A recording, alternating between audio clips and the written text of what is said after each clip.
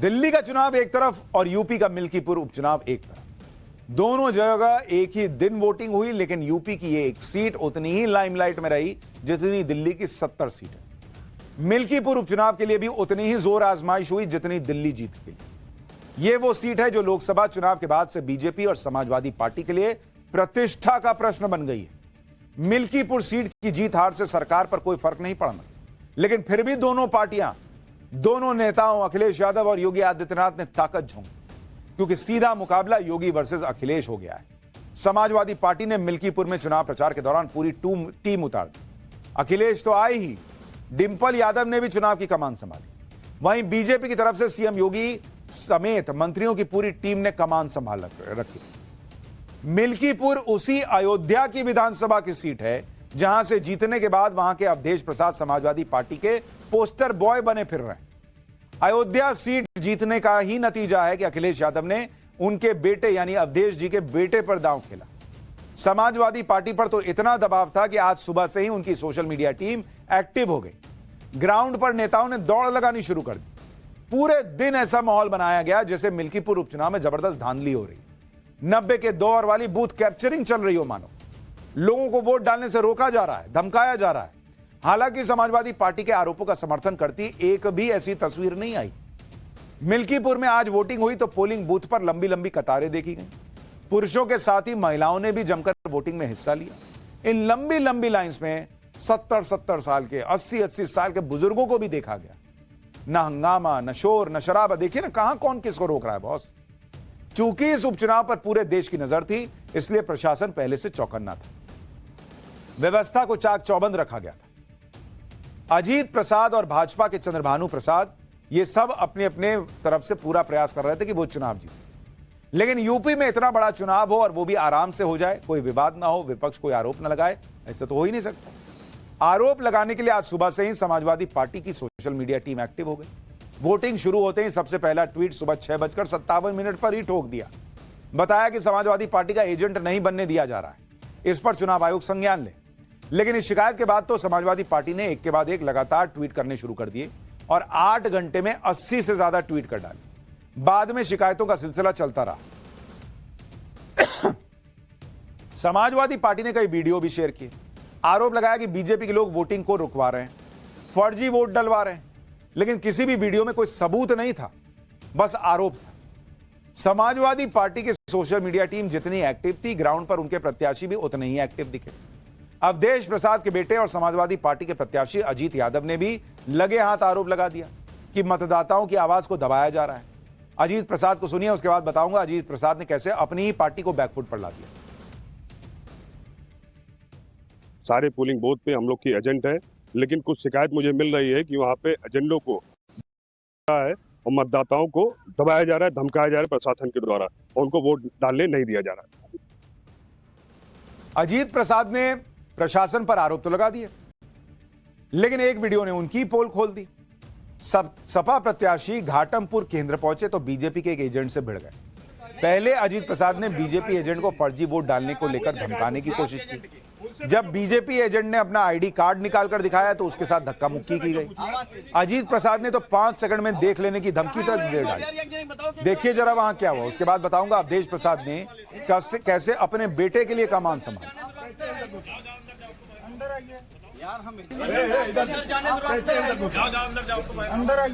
यार हम एजेंट हैं तब बस, और बताओ यार ये काम न करा करो। चलो तुम्हें ये लोग डरवाया है सर, बोल रहे हैं संतोष। हाँ तुम्हें दिक्कत है, नहीं मत करो। ठीक ये पूरा अपने औकात को भूल गया बाटे, हमारा औकात क्या है। 5 सेकंड के अंदर ठीक हो जाएगा, आराम से रहो। ये लगाओ, ये लगाओ, हाथ क्यों दिखा रहे हो? ये जाए ना यार, हाथ क्यों दिखा रहे हो? भैया सुनो, प्रधान अंदर बैठे, प्रधान अंदर बैठेगा। चुनाव हो जो ना, क्यों एजेंट कह दिया निष्पक्ष चुनाव होता है? एजेंट को नहीं बोलता है। अलाउ किया अंदर बैठे, आप बैठे अंदर, आप अंदर क्यों बैठे हो? भाषा सही कर लो। अपने बेटे की राजनीतिक पारी के लिए सांसद अवधेश प्रसाद भी सुबह से एक्टिव थे। अब तो उन्होंने लाइमलाइट में रहना भी सीख लिया। पहले रो रो कर थे, आज पूजा करके थे। सबसे पहले आज अवधेश प्रसाद ने भगवान के सामने पूजा पाठ किया। जिसका वीडियो सोशल मीडिया पर वायरल हो गया। जीत का आशीर्वाद लेने के बाद अवधेश प्रसाद ने अपने पोलिंग एजेंटों से बात करनी शुरू की। एक पोलिंग एजेंट ने जब शिकायत की तो कैसे अवधेश प्रसाद ने यहां तक कह दिया कि गोली खा लेना लेकिन वोट पर डाका नहीं पड़ने देना। सुनिए एक बार। इनकी डकैती देखेंगे जो इस गुंडागर्दी कर रहे हैं, हम देखेंगे, बताएंगे। आप चिंता न करो, मेरी तरफ से कह दो, गोली खा लेना, जान दे देना, लेकिन वोट हर हालत में डाका न पड़ने पावे। ठीक है? डरो नहीं, नहीं डरेंगे सर, नहीं डरो, नहीं डरेंगे। सांसद जी फोन लगातार आ रहे हैं, कैसा जा रहा है इलेक्शन? क्योंकि फोन पे तो शिकायतें आ रही हैं। ऐसा है, ये चुनाव जनता ने अपने हाथ में ले लिया है। ये चुनाव अवधेश प्रसाद, अजीत प्रसाद का चुनाव नहीं रह गया, जनता का चुनाव रह गया।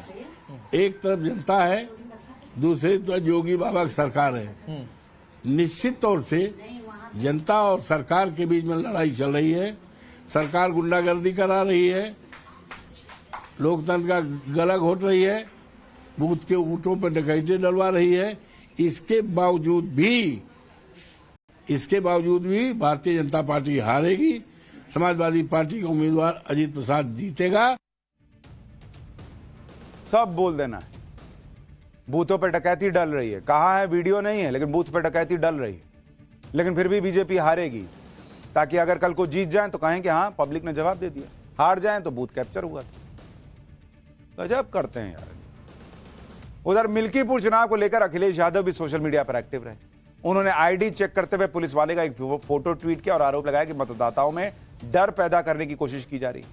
अखिलेश यादव ने अपने ट्वीट में लिखा कि चुनाव आयोग तुरंत इस समाचार से जुड़ी तस्वीरों का संज्ञान ले कि अयोध्या की पुलिस मिल्कीपुर में मतदाताओं के आईडी कार्ड चेक कर रही है। लेकिन यहां भी अखिलेश यादव का दांव नहीं चला।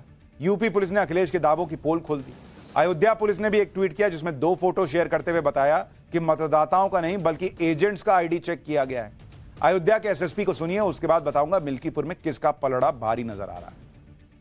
एक फोटो जो मेरे संज्ञान में आई है जिसमें कहा जा रहा है कि मतदाता का आई कार्ड चेक किया जा रहा है, वह बिल्कुल गलत तथ्य लिखे हुए हैं। जिस व्यक्ति के बारे में जो व्यक्ति दिखाई दे रहा है वह किसी एक प्रत्याशी का बूथ एजेंट है।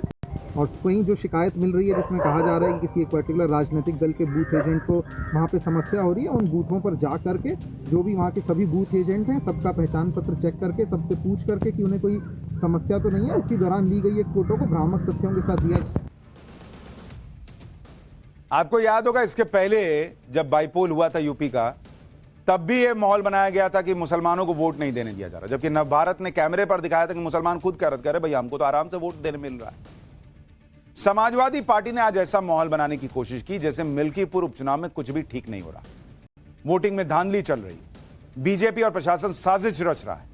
ऐसे में यह भी जानना जरूरी है कि आखिर मिल्कीपुर की जनता क्या सोचती है। सुनिए पब्लिक क्या कह रही है। हवा बहुत तेजी से चल रही भैया, उड़ गई, सपा उड़ गई यहाँ से।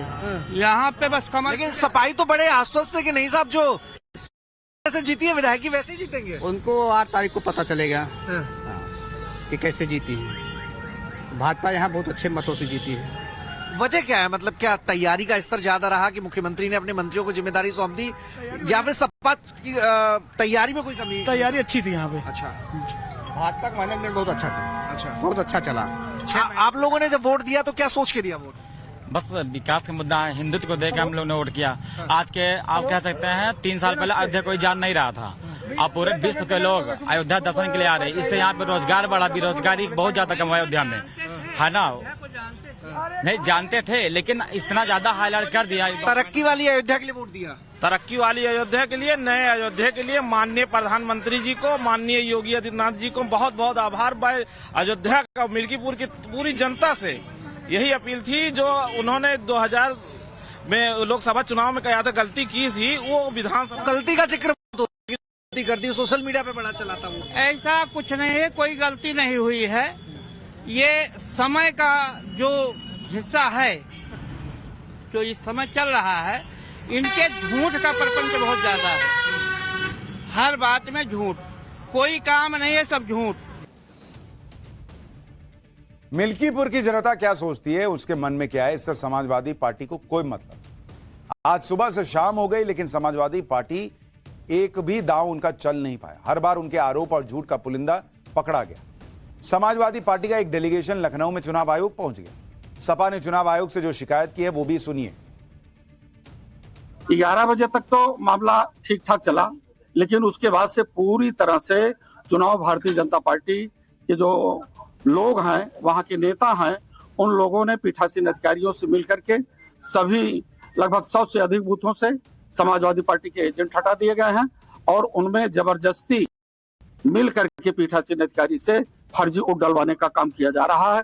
पूरी विधानसभा से समाजवादी पार्टी के वोटरों को डरा करके, धमका करके भगा दिया गया है। यानी समाजवादी पार्टी ने अपने ही नेताओं की पोल खोल दी, क्योंकि अखिलेश यादव ने सुबह 10:15 बजे शिकायत वाला ट्वीट किया था। उनकी पार्टी सुबह 7 बजे से शिकायत का रोना रो रही थी, लेकिन समाजवादी पार्टी के नेता खुद अभी आपने सुना कह रहे हैं कि 11 बजे तक सब ठीक था। तो जब 11 बजे तक सब ठीक था तो सोशल मीडिया पे माहौल काहे के लिए बना रहे थे आप लोग? क्या अखिलेश यादव झूठ बोल रहे थे क्या? लेकिन हर बार का यह पैटर्न बन गया है। हंगामा कर दो, हार गए तो कह देंगे कि हाँ भाई यही सब हुआ इसलिए हार गए, जीत गए तो कौन पूछ रहा है।